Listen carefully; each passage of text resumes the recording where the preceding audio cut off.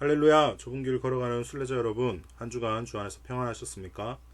오늘도 주님 앞에 나와 함께 예배드리게 되어서 주님께 감사드리며 우리 다같이 찬양으로 좁은 길 공동체 주일 예배 주님 앞에 올려드리도록 하겠습니다.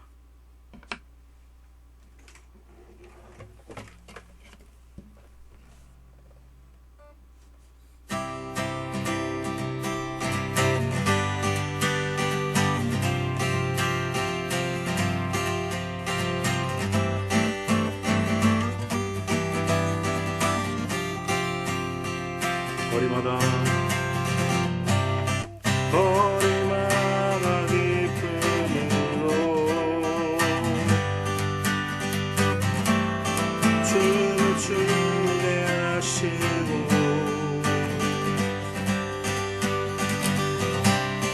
주의 백성 기도할 때 이 땅에 복하소서. 산 위에서 배고파진 우리 찬양 우리의 하늘에서 열방까지 우리 노래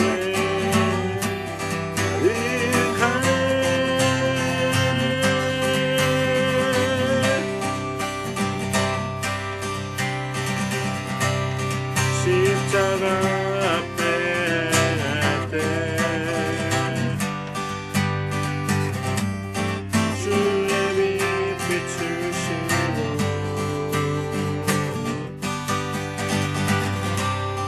물이 바다 덮음같이 주 영광 세우소서. 산 위에서 계곡까지 우리 찬양 우리의 하늘에서 열방까지 우리 노래 가득하네. 산 위에서 계곡까지 우리 찬양 우리의 하늘에서 열방까지 우리 노래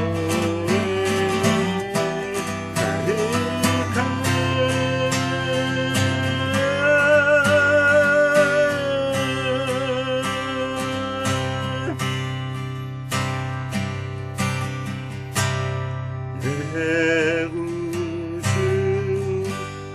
예수 주 같은 분은 없네. 내 평생에 찬양하리 놀라운 주의 사랑.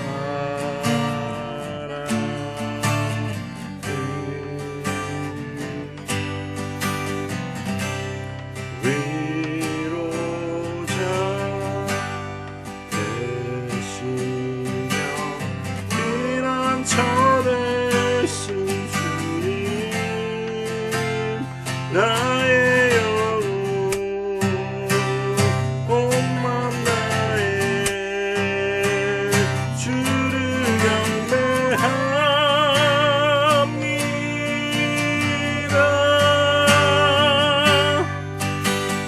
온 땅이여 주님께 외쳐라.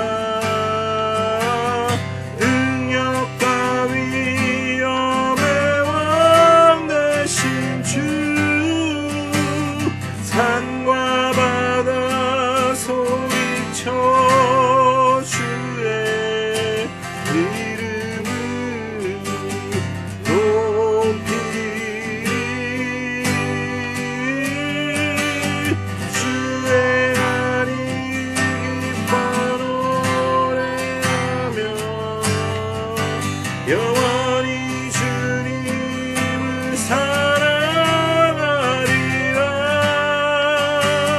신실하신 주의 약속 나 받았네.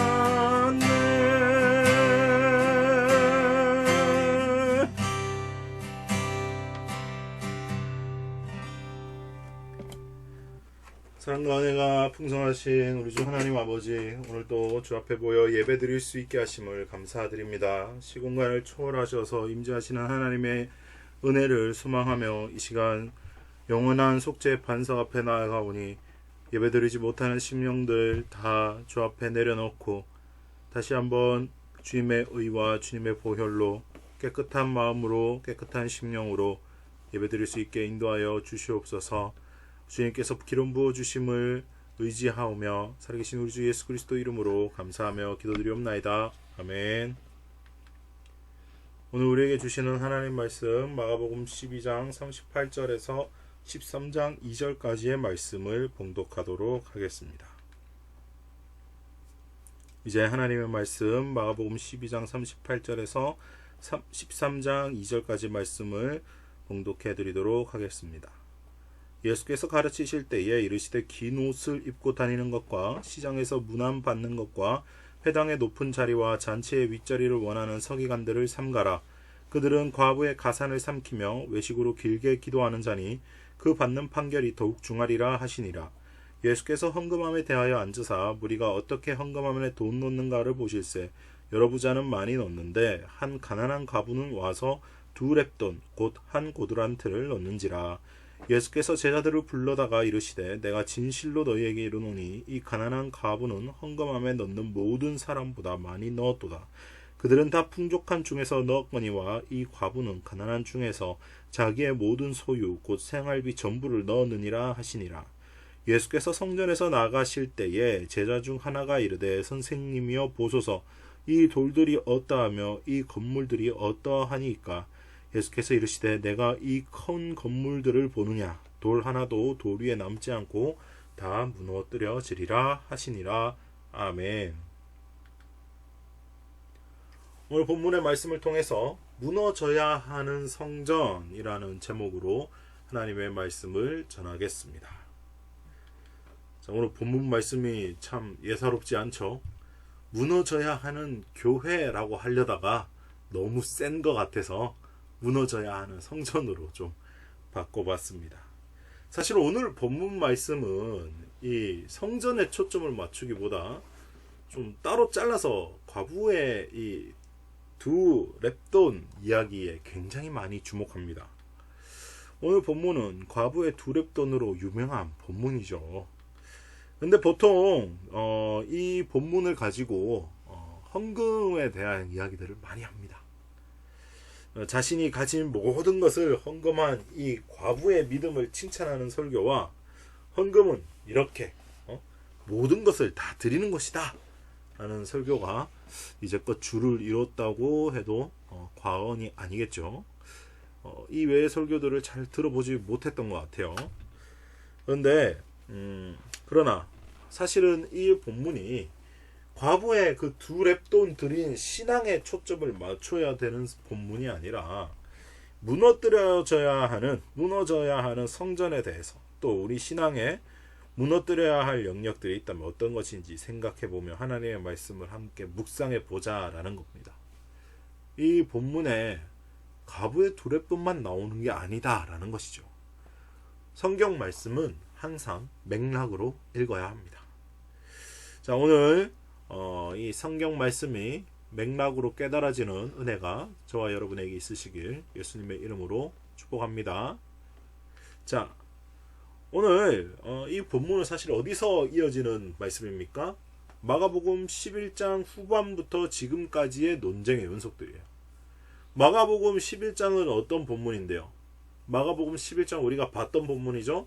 예수님께서 예루살렘에 입성하시면서 무화과 나무를 저주하십니다. 그리고 그 무화과 나무가 진짜 저주대로 말라버리죠. 그리고 성전에 들어가셔서 성전을 청결케 하십니다. 성전을 완전 뒤집어 엎으세요. 그리고 나서 12장에 예수님이 각종 이 유대인들과 논쟁을 벌이는 장면들이 나와요. 포도원 품꾼 비유도 말씀하시고 부활 논쟁도 이야기하시고 각종 논쟁들이 계속해서 발생합니다.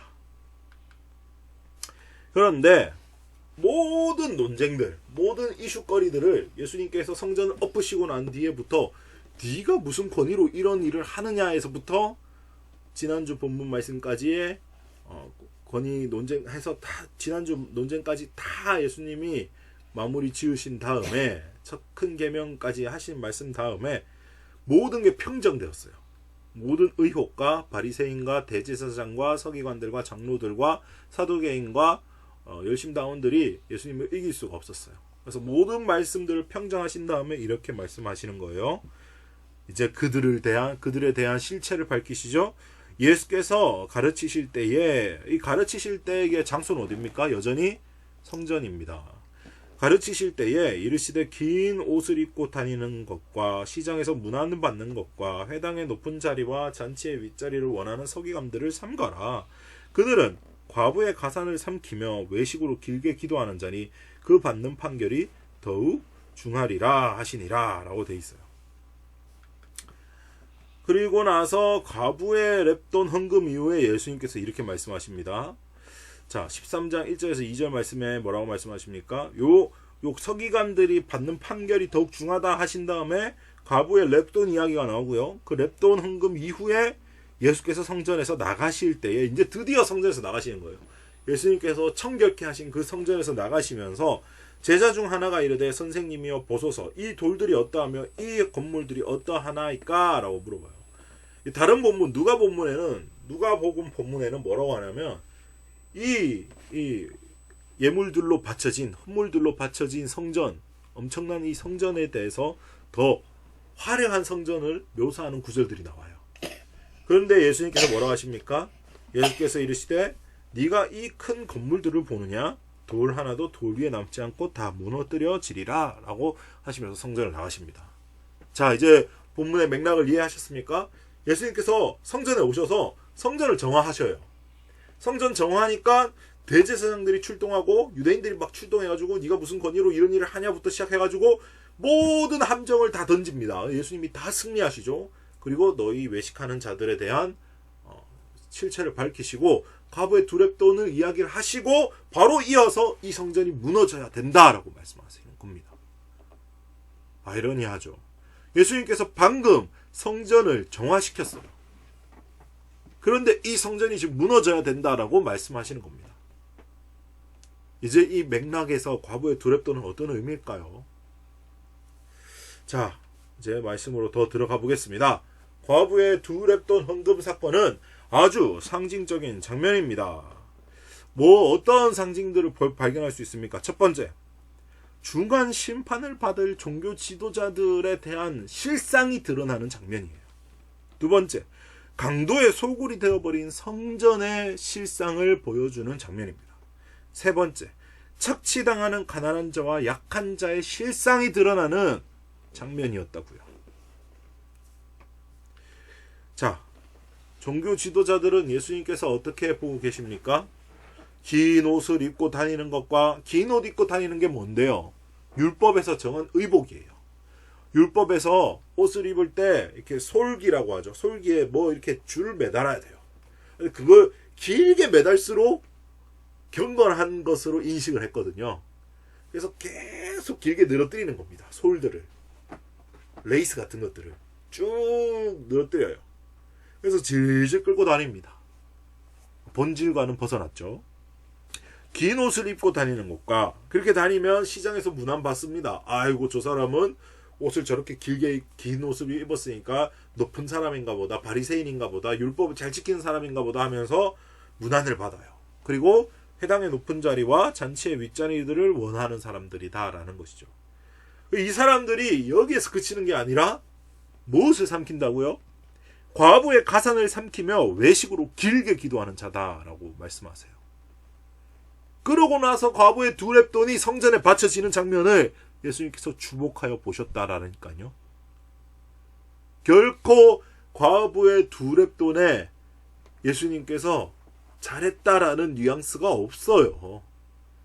본문을 자세히 보면 그냥 있는 거 다 냈다. 팩트만 말씀하세요. 잘했다가 아니에요. 팩트만 말씀하시고 그 이후에 과부의 삶에 대해서 예수님이 책임져 줬다라든지 뭐 예수님이 있는 물질을 그 과부에게 더 나눠줬다라든지 그런 장면이 전혀 없습니다. 그러고 예수님이 바로 성전 밖으로 나가버리세요. 과부의 가산을 삼키는 종교 지도자들을 보라는 것입니다. 자, 두 번째, 강도의 소굴이 되어버린 성전. 예수님께서 11장에 성전을 청결케 하시면서 하신 말씀이죠. 이에 가르쳐 이르시되 기록된 바 내 집은 만민이 기도하는 집이라 칭함을 받으리라 하지 아니하였느냐. 너희는 강도의 소굴을 만들었도다 하시매. 사람들이 재물을 바쳐야 되니까 재물을 끌고 오면 흠 없는 것도 흠 있다라고 판결하고 성전 앞에 파는 흠 없는 재물을 사오시오라고 했다라는 거예요. 그래서 흠 없는 동물을 파는 사람들은 대제사장들과 그걸 관리하는 사람들에게 커미션을 주고 높은 가격에 팔아먹었다라는 거예요. 그뿐만이 아니라 과부의 가산까지도 삼켰다. 진짜 강도의 소굴들만 되어버렸다라는 거예요. 성전이. 기도하는 성전이 된 게 아니라 돈 장사하는 성전이 되어버렸다라는 겁니다. 그리고 착취당하는 자와 가난한 자와 약한 자 누굽니까? 오늘 본문에 대표적으로 과부입니다. 과부.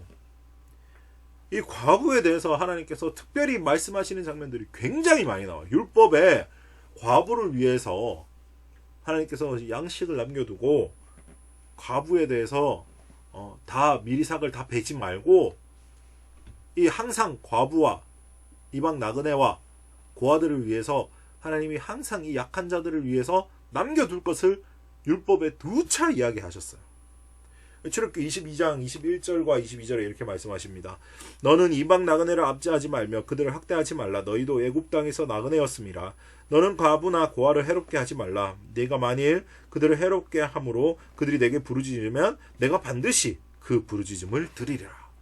하나님께서 반드시 라고 말씀하셨을 정도로 과부와 고아들을 향한 하나님의 사랑은 특별했다라는 거예요. 그러나 이 말씀을 종교 지도자들은 지키지 않았다.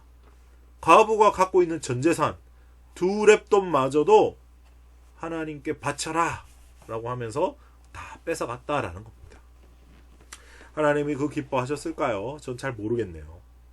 자, 오늘 이 과부의 두 렙돈은 이렇게 상징적인 장면들을 보여주고 세 가지 장면을 보여주고 있었다라는 겁니다. 자, 그럼 하나님께서 원하시는 건 뭡니까? 돈과 명예, 권력이 아니라 하나님을 사랑하고 이웃을 사랑하는 그리스도인이죠. 바로 이전 본문에서 예수님께서 뭐라고 하셨습니까? 하나님을 사랑하고 이웃을 사랑하는 게 가장 첫째 되는 계명이고 가장 큰 계명이다 하고 말씀하셨습니다. 두 번째, 기도하는 집으로서 나라와 민족을 위해서 눈물 흘리는 성전이 되어야 된다라는 거예요. 세 번째, 가난한 자, 약한 자, 소외된 자를 특별히 하나님의 마음으로 돌보아야 한다라는 겁니다. 자, 하나님을 사랑하고 이웃을 사랑하는 것이 제1가는 사랑의 확인, 계명인 거예요. 하나님의 사랑을 확인하고 그 사랑이 흘러가고 있는지 점검하시기 바랍니다. 종교 지도자들처럼 옛 유대 종교 지도자들처럼 삶의 관심이 사람들한테 문안받고 높은 자리에 앉고 회당에 높은 자리에 앉고 잔치집에 좋은 자리에 앉고 사람들한테 인사받고 나 신앙생활 잘해 대접받는 거 원하는 거에 초점이 맞춰져 있습니까? 하나님이 결코 기뻐하지 않는 삶의 모습입니다. 하나님이 원하시는 삶의 모습은 하나님을 사랑하고 하나님을 사랑하는 것만큼 내 몸을 사랑하고 내 몸을 사랑하는 것만큼 내 이웃을 사랑하는 삶이에요. 하나님께서 원하시는 건 바로 사랑의 삶입니다. 그 사랑이 흘러가는지 점검해 봐야 된다는 겁니다. 하나님과 나와의 관계를 먼저 점검하십시오. 하나님과 나 사이에 막힌 것들이 있다면 영적인 순발력들을 발휘해서 회개하고 하나님 앞에 나아가십시오. 하나님과의 사랑이 회복되었다면 나 자신을 미워하지 마십시오. 죄에 넘어진 나 자신을 실패했다고 미워하지 마십시오. 난 연약한 육체를 갖고 있지만 그것을 이미 다 알고 계시고 받아주신 하나님이 있기 때문에 다시 한번 시작하는 겁니다. 그것이 나 자신을 사랑하는 것이며, 그렇게 할 때에 나에게 실수하고 나에게 해를 끼치는 내 이웃도 하나님의 사랑으로 사랑할 수 있게 된다라는 겁니다. 그렇게 살아갈 때, 그리스도인이 그리스도인답게 살아갈 때 세상 사람들이 그리스도인들이 정신을 차렸구나, 법 없이도 살 사람들, 예수쟁이들, 교회 가는 거 멋져 라고 이야기하죠. 지금처럼 살아서는 전도하기 힘듭니다. 하나님 사랑하고 내 이웃 사랑하기 힘들어요. 자, 두 번째, 기도하는 집으로서 나라와 민족을 위해 눈물 흘리는 성전이 되어야 된다라는 거예요. 나라와 민족을 위해서 기도해 주십시오. 지금의 대한민국은 위태롭습니다. 언제 나라가 어떻게 될지 모르겠어요. 매일 뉴스에서는 암울한 소식들밖에 들리지 않습니다. 동방의 예루살렘이라 불렸던 과거가 무색할 만큼 나라와 민족이 타락했어요. 마약이 아주 대중화돼 버렸어요. 동성애가 아주 대중화되었고요. 오히려 이제 기독교인들이 소수가 되고 있습니다. 이 썩어져가는 나라와 민족을 위해 빛과 소금의 역할을 감당해 주십시오. 나라와 민족을 위해 기도하는 저와 여러분 되시길 주님의 이름으로 축복합니다. 자, 마지막으로 가난한 자, 약한 자, 소외된 자를 돌보는 그리스도인이 되시길 소망합니다. 하나님의 관심은 언제나 이 약한 자들에게 있었습니다. 하나님의 사랑과 공의가 흘러갈 수 있도록 그 역할에 서십시오. 하나님 편에 서십시오. 권력의 편에 서는 것이 아니라, 돈의 편에 서는 것이 아니라, 명예의 편에 서는 것이 아니라, 하나님이 눈물 흘리시는 곳에, 하나님의 관심이 있는 곳에, 하나님께서 주목하시는 곳에 우리도 주목하고 서길 원합니다. 그렇게 살아가는 좁은 길을 걸어가는 저와 여러분 되시길 예수님의 이름으로 축복합니다. 오늘 본문의 말씀을 생각하시면서 민족의 가슴마다 찬양 부르시며 준비하신 예물 하나님께 올려드리도록 하겠습니다.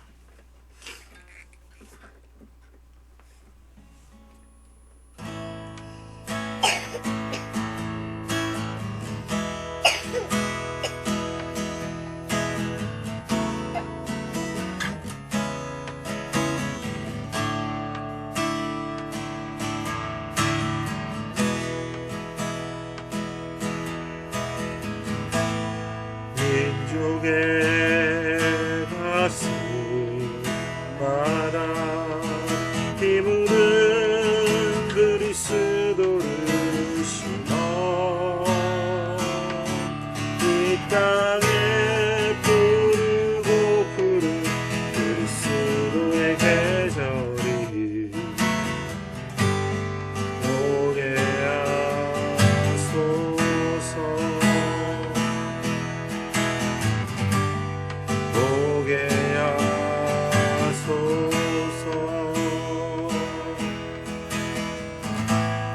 이 땅에 하나님의 나라가 이뤄지게 하옵소서. 모든 사람의 마음과 교회와 가정에도 하나님 나라가 임하게 하여 주소서. 주의 청년들이 예수의 꿈을 꾸고 이룬 구원의 환상을 보게 하소서. 한 손은 복을 들고 한 손은 사랑을 들고 온 땅 구석 누리는 나라 되게 하소서. 이 땅 구석구석에서 예수를 주로 고백하게 하소서.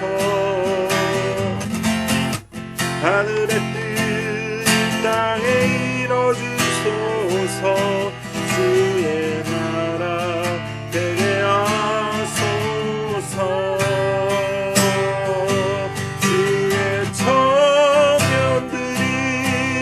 예수의 불을 끄고 인류 구원에 환상을 보게 하소서.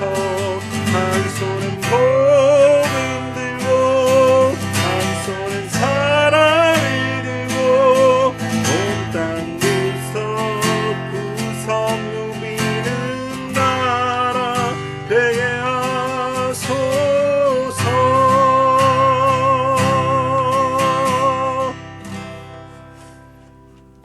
사랑의 하나님 아버지, 감사합니다. 오늘 말씀을 통해서 정말 그리스도인의 삶이 어떠해야 하는지 다시 한번 생각하게 하시니 감사드립니다. 하나님, 정말 이 썩어져가는 세상에 빛과 소금의 역할을 감당하는 새 사람으로 우리를 불러주셨고 그 길이 얼마나 좁은지 우리 말씀을 통해 깨닫습니다. 하나님, 주님의 은혜가 없으면 이 좁은 길 걸어갈 수가 없사오니 우리가 주님의 뜻대로 살아가도록 날마다 우리에게 은혜를 부어 주시옵소서. 또 이 제단 위에 믿음으로 드리는 손길들이 있습니다. 하나님께서 축복하여 주시고 30배, 60배, 100배로 샘의 열매가 맺어질 수 있도록 성령의 열매들로 가득히 채워 주시옵소서. 감사 찬양 드리며 예수님의 이름으로 축복하며 기도를 드리면서 이제는 살아계신 우리 주 예수 그리스도의 무한하신 은혜와 극진하신 하나님의 아버지의 사랑과 성령 하나님의 감화 감동 교통하심이 이제 이 무너져야 되는 성전에 대해서 묵상하며 다시 한번 하나님과의 관계를 점검하며 하나님의 뜻대로 살길 다짐하는 모든 좁은 길을 걸어가는 순례자들 머리 위에 지금부터 영원히 함께 하시기를 간절히 축원하옵나이다. 아멘.